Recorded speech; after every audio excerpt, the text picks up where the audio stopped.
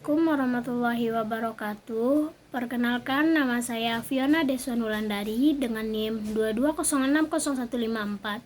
Baik, pada kesempatan kali ini saya akan membahas materi tentang kemiskinan, ketimpangan, dan pembangunan. Pembangunan memerlukan GNP yang tinggi dan pertumbuhan yang cepat. Masalah dasarnya adalah bukan hanya bagaimana menumbuhkan GNP, tapi siapakah yang menumbuhkan GNP. Di negara berkembang, kesenjangan masih merupakan masalah besar. Hasil pembangunan hanya dinikmati oleh segelintir kelompok masyarakat. Materi yang pertama yaitu ketimpangan dan kemiskinan.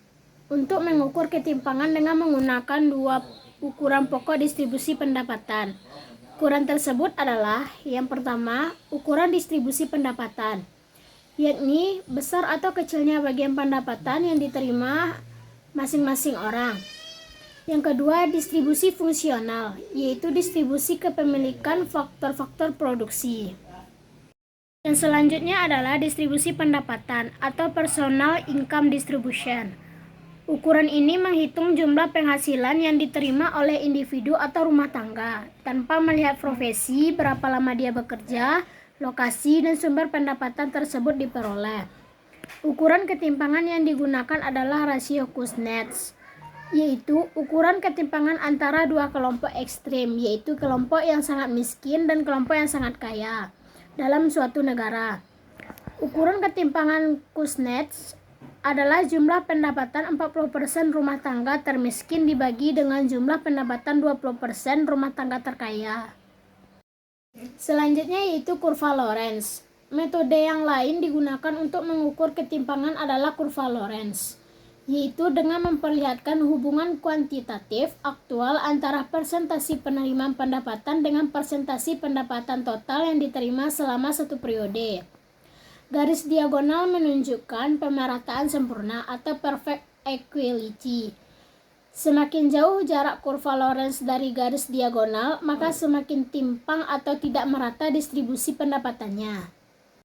Selanjutnya yaitu koefisien Gini dan ketimpangan agregat.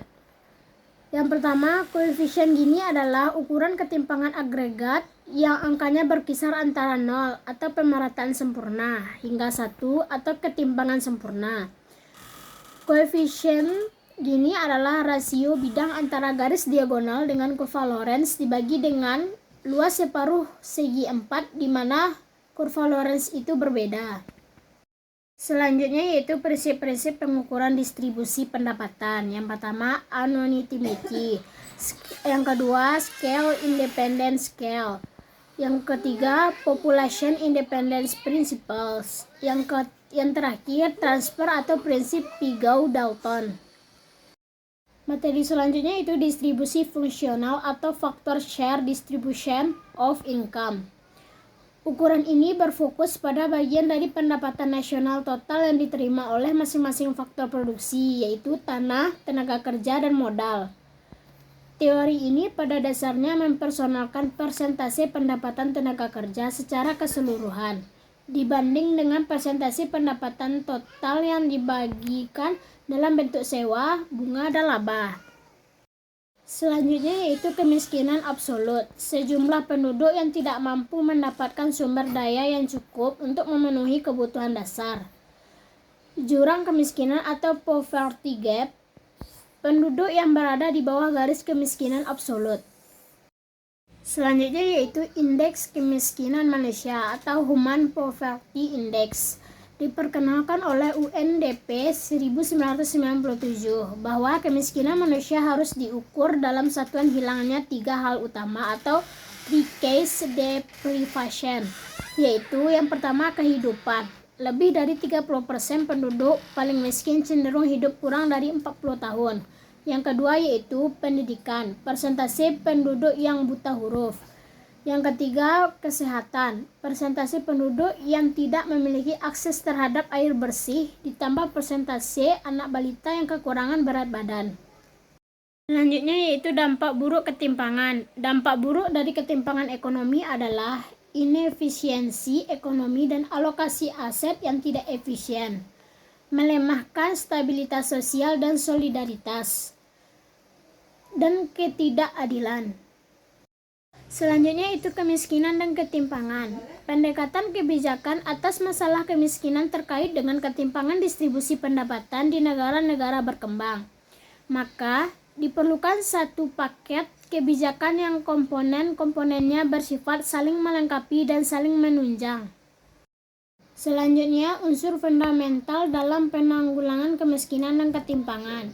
Satu atau serangkaian kebijakan yang dirancang guna mengoreksi berbagai distorsi harga-harga relatif dari masing-masing faktor produksi.